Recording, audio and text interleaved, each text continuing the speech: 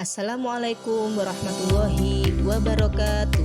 Salam guru penggerak, Bapak guru hebat, semoga semuanya selalu semangat.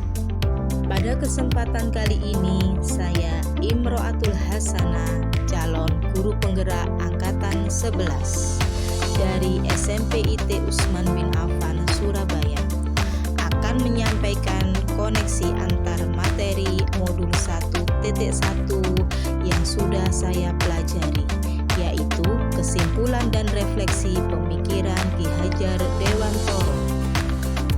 Kesimpulan dan refleksi modul 1.1. Satu abad sudah pemikiran Ki Hajar Dewantoro di dunia pendidikan. Filosofi pemikiran yang tak tergerus zaman, universal dan terbuka untuk perkembangan dan perubahan pendidikan yang dinamis. Oleh karena itulah filosofi tersebut masih sangat relevan dengan pendidikan di Indonesia saat ini. Meski sudah satu abad berlalu, munculnya kurikulum baru mengusung merdeka belajar juga atas dasar filosofi pemikiran Ki Hajar Dewantoro. Pendidikan dan pengajaran tidaklah sama. Pendidikan menuntun atau memberi tuntunan terhadap segala kodrat yang ada pada anak, agar mereka dapat mencapai keselamatan dan kebahagiaan yang setinggi-tingginya, baik sebagai manusia maupun sebagai anggota masyarakat. Pendidikan menciptakan ruang bagi murid untuk bertumbuh secara utuh agar mampu memuliakan dirinya dan orang lain secara mandiri. Sedangkan pengajaran bagian dari proses pendidikan yang bertujuan memberikan ilmu untuk kecakapan hidup yang bermanfaat guna keterampilan hidup anak, baik secara lahir maupun secara batin. Dasar pemikiran Ki Hajar Dewantoro: yang pertama, menuntun; kedua, kodrat alam, kodrat zaman; ketiga, asas trikon; keempat, menghamba pada anak; kelima, guru sebagai petani; keenam, bukan tabula rasa; ketujuh, budi pekerti; dan yang terakhir, memerdekakan. Hal yang saya percaya tentang murid dan pembelajaran di kelas sebelum saya mempelajari modul 1.1. Yang pertama, ketuntasan materi. Di sini kurang memahami karakteristik dari murid. Yang kedua, hanya transfer materi, kurang menanamkan nilai kemanusiaan maupun budi pekerti. Yang ketiga, cenderung menilai aspek kognitif. Yang keempat, pembelajaran cenderung dominan dari guru, sehingga murid kurang aktif saat belajar.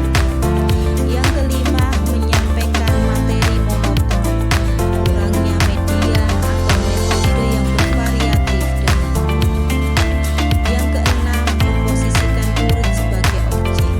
Terkadang tidak memberikan kesempatan kepada murid dalam menyelesaikan tugas sesuai kemampuannya, minat atau bakat.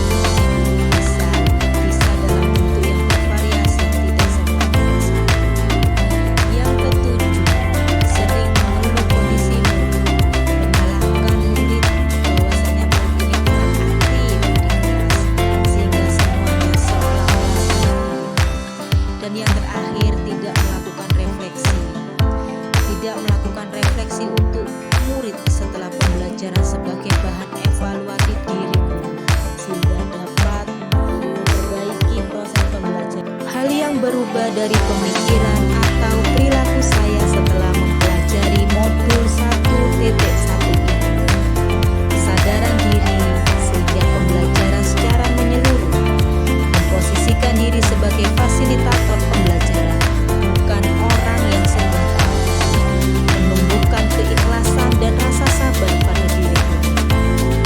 Perubahan saya sebagai guru: 1.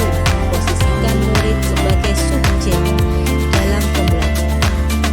Guru harus mempelajari dan memahami karakteristik murid, sehingga murid bisa tumbuh sesuai dengan kodratnya. Selanjutnya, saya ingin menjadi guru yang menghamba pada murid, kreatif dan inovatif, menciptakan pembelajaran. dirindukan kehadirannya oleh murid, serta menuntun kodrat murid, dan yang terakhir menumbuh kembangkan karakteristik positif murid, seperti halnya Ki Hajar Dewantoro. Hal yang segera saya terapkan lebih baik agar kelas saya mencerminkan pemikiran Ki Hajar Dewantoro. Yang pertama, merancang pembelajaran yang kreatif, inovatif, interaktif, dan menyenangkan, dengan melibatkan murid secara aktif dalam mengembangkan kemampuan kognitif, psikomotor, dan afektif. Menerapkan pembelajaran sesuai zamannya yang saat ini pembelajaran abad 21 dengan pola berpikir kritis, kreatif, komunikatif, dan kolaboratif. Menerapkan pembelajaran yang berpusat pada murid, fokus kepada anak sebagai subjek, bukan objek. Murid adalah pembangun aktif, membangun pemahaman sendiri tentang dunianya, memahami apa yang ada di sekelilingnya dengan menggabungkan pengalaman baru yang telah dipahami sebelumnya, sehingga guru sebagai ambang di kelas. Hal yang segera saya terapkan selanjutnya adalah menerapkan pembelajaran dengan konsep memerdekakan murid. Guru tidak menuntut murid seperti keinginannya, namun guru membiarkan murid berkembang sesuai potensinya masing-masing. Selanjutnya, melakukan tes diagnostik untuk mengenali karakter, latar belakang, dan kemampuan awal murid pada awal kegiatan pendidikan. Dan yang terakhir, guru penggerak, bergerak, bergerak, dan menggerakkan.